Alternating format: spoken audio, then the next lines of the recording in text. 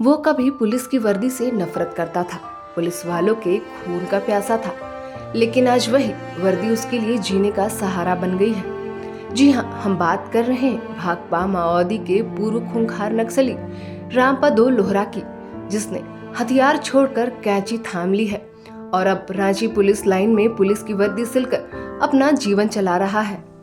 रामपदो लोहरा एक ऐसा नाम है जो कभी बुंडू और तमाड़ इलाके में पुलिस के लिए खौफ का पर्याय था। साल 2005 में यह कुख्यात नक्सली कमांडर कुंदन पाहन के दस्ते में शामिल हुआ। पहले नक्सलियों के लिए वर्दी सिलता था, लेकिन फिर उसे बंदूक थमा दी गई। देखते ही देखते वह पुलिस के लिए सिरदर्द बन गया था। झारखंड सरकार द्वारा जो योजनाएं जो चलाई गई है नई दिशाएं के तहत, उसमें ये सेंडर किए थे और तब से हम लोगों के पुलिस महकमे के साथ रहकर और यहाँ सेवा दे रहे हैं और मुख्य धारा में ये जुड़ गए। इनको जो भी सरकार से जो मुआवजा मिलनी चाहिए थी वो लगभग मिल चुका है, ज़मीन भी मिल। और इनको हम लोगों ने, इनके पास सबसे बड़ी कलाकारी ये थी कि अच्छे ये टेलर मास्टर है, बहुत अच्छा कपड़ा सीते। मैंने इनके बारे में सुना था, तो मैंने भी अपनी वर्दी जो है सो यहाँ ये देखे ठीक ठाक करवाया है और बनवाई भी मैंने बनवाया। और इनका गुणवत्ता जो हम देख रहे हैं, जो दूसरे जगह हम लोग जो सिलवाते हैं उससे जरा भी कम नहीं है, ये बहुत अच्छी बात है। साल 2005 से लेकर 14 तक रामपदो लोहरा कई पुलिस मुठभेड़ों और हमलों में शामिल रहा। बुंडू तमाड़ इलाके में जब पुलिस आती थी तो वर्दी पहनने से डरती थी, क्योंकि वर्दीधारी हमेशा नक्सलियों के निशाने पर ही होते थे। रामपदो लोहरा ने बताया कि मैं कभी पुलिस से नफरत करता था, लेकिन समय ने सब कुछ बदल दिया है। माओवादी संगठन में भेदभाव और ऑपरेशन ग्रीन हंट के कारण मैंने आत्मसमर्पण का फैसला किया था। नक्सली बनने का कारण यह है कि हमको पता नहीं था कि वर्दी सिलाई करने में क्या खराबी और क्या बुराई है, इसको हमको मालूम नहीं। मुख्यधारा में जुड़ने के बाद बहुत कुछ जीवन में बदलाव आया।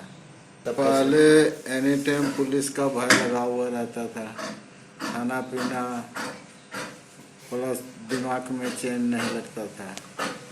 और अब मुख्य धारा में जुड़ के हमको आज़ाद पंछी की तरह हम जी रहे हैं, अपना कमा रहे हैं, खा रहे हैं। पहले तो हमको मालूम ही नहीं था कि कपड़ा सिलने में हमको इतना बड़ा दाग लगेगा। इस चीज़ हमको पहले अनुभव नहीं था, हम गलत अनुभव में चला गए थे।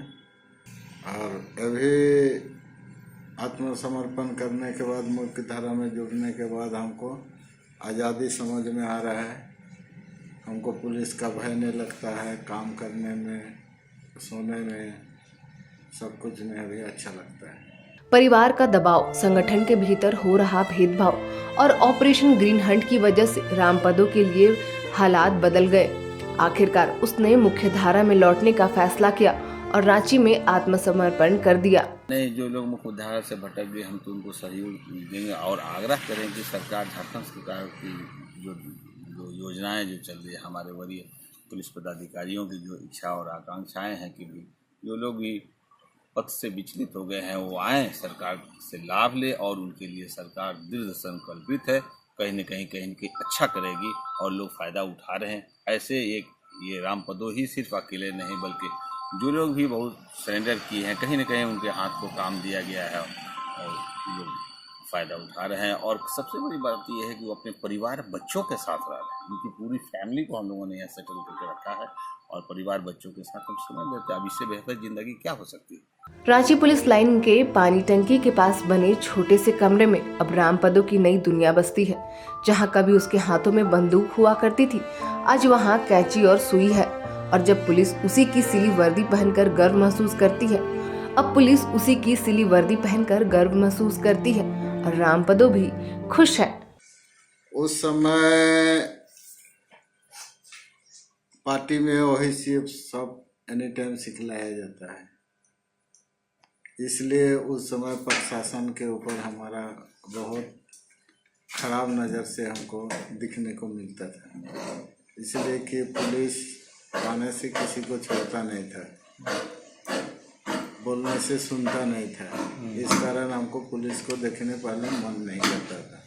लेकिन आत्मसमर्पण करने के बाद हमको महसूस हुआ कि पुलिस भी नियम और सिद्धांत के वाकिफ के तौर से चलते हैं। अभी हम इत्मीनान से काम के बदौलत जी रहे हैं, खा रहे हैं। कुंदन पान, वहाँ भी वर्दी, पिट्ठू, हार, सारा चीज़ हम ही बनाते थे। पपीरदा कोचा में मेरा मशीन एक बार सीज हो गया, तमाड़ थाना। और एक ठपोड़ाहाट इलाका में एक बार हमारा मशीन धराया। 2-3 बार पुलिस के साथ हमारा मुठभेड़ भी हुआ। हमारा साफ कहना है कि नक्सल में नहीं रहना है।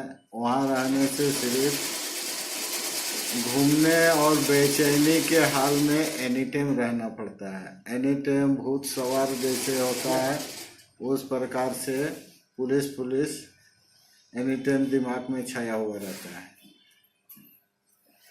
और आत्मसमर्पण करने के बाद वो सारा चीज़ अब हमको ख्याल में नहीं आता है। अब इत्मीनान आज़ादी के साथ हम काम कर रहे हैं और अपन जीवन व्यतीत कर रहे हैं। कुछ बनने की चाह हो या मन में अच्छा करने की ठान ली जाए तो कोई भी काम मुश्किल नहीं होता।